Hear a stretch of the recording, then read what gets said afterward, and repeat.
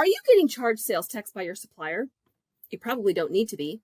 There's one form that works in 24 states, and it could save you hundreds or even thousands of dollars on sales tax for dropshipped or supplier purchases.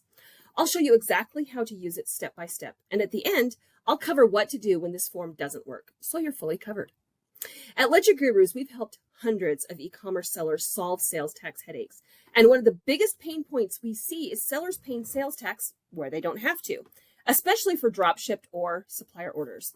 That's where the SST Resale Certificate comes in. It's simple, powerful, and many sellers have no idea it exists. Let's walk through it.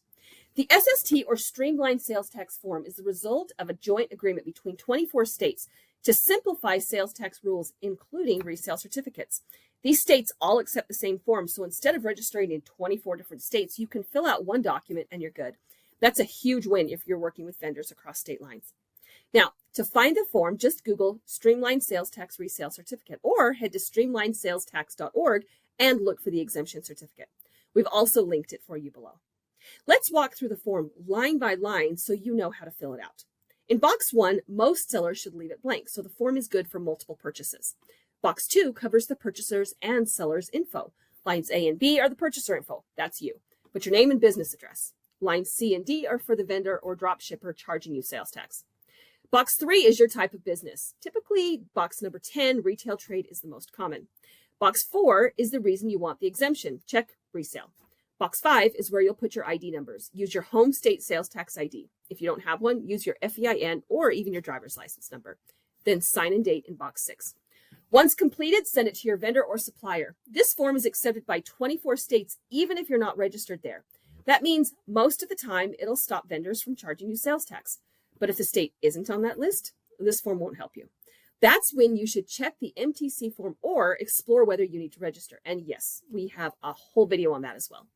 This one form can save you a ton of time and money, especially when you have not hit Nexus thresholds in the states yet.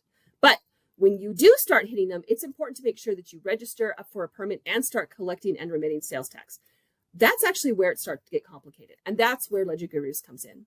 If you're approaching or past $1 million in annual sales, this is the point where sales tax stops being a DIY job and starts becoming a compliance risk. We can help you know where you have Nexus, handle resale certificates the right way, avoid overpaying and stay audit ready, and connect your sales tax, accounting, and e-commerce platforms. If that sounds like what you need, click on the link in the description to get in touch with us or go to ledgergurus.com.